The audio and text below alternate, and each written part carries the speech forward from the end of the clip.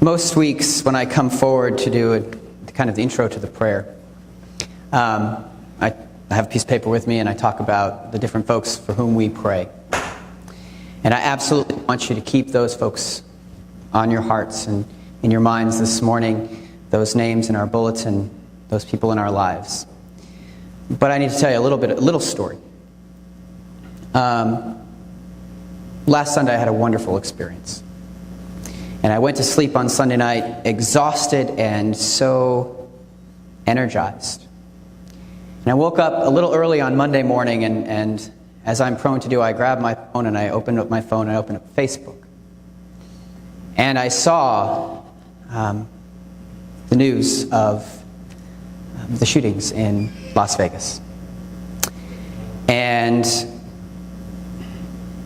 I was deflated immediately. What many of you may not know is that in a past professional life, I worked for a school district. And in 2001, over a 3-week span, there were 2 school shootings in that school district. I worked for the superintendent and I was responsible for media relations. And so I was dispatched to each of those sites, and I spent time with the students and the staff of those schools and the families of those students and those staff members. And ever since then, whenever I hear about a shooting, I am impacted. And it is this last week I found myself impacted in a different way, because I found myself exploring within myself my complicity in what is happening in our society. I stand here a straight white male, over the age of 40, socioeconomically middle class. I am a person of great privilege in our society. I am devastated when shootings occur in places like Littleton or Newtown or Orlando or Las Vegas. And yet I do not do enough. I watch our nation have a moment of an uproar, and they say, oh my gosh, how could this happen? This is terrible, this is terrible.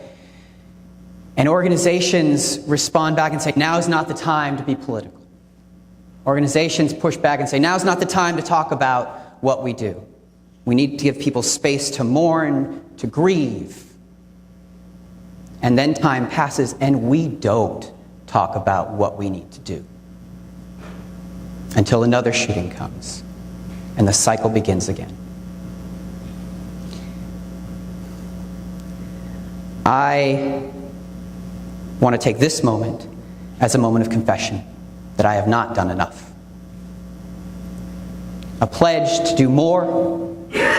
A pledge to not simply get caught up in my sadness and to simply grab those around me and hold them closer, which is something we should all do, but that is not enough, because this just keeps happening. And it doesn't matter to me if it's the largest shooting in history in the United States or the smallest. Lives are lost that should not be lost. And we, as a nation, as a people, have a responsibility to respond in ways that stop that from happening. To take seriously our role to protect our families, to love our families. But if we embrace this idea of community being everyone, then they're all our family. We have a responsibility for all of them. Will you pray with me?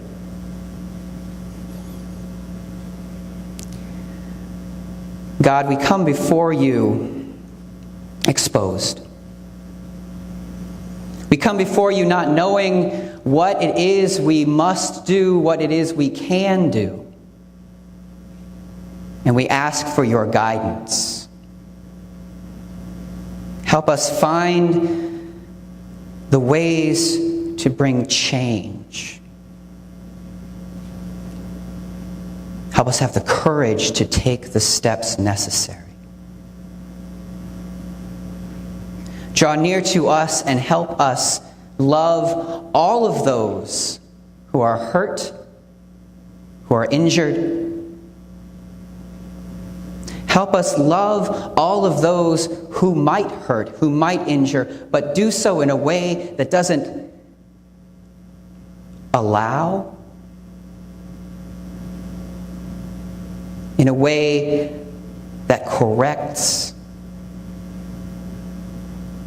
a way that condemns the hatred, condemns the violence,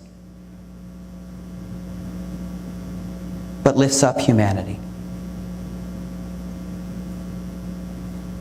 We know, oh God, it is not easy, because if it was, we would have done it already.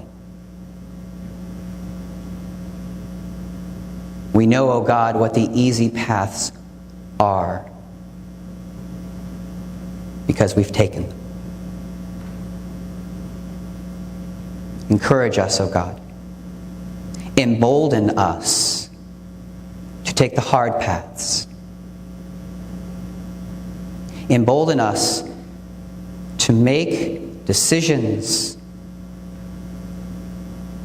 to look to our leaders, to inspire, not incite. To look to one another and see humanity, not enemy. To make change in this world, so that all may be safe, so that all may experience love,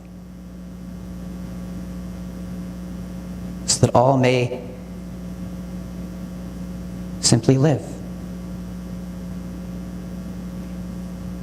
Amen.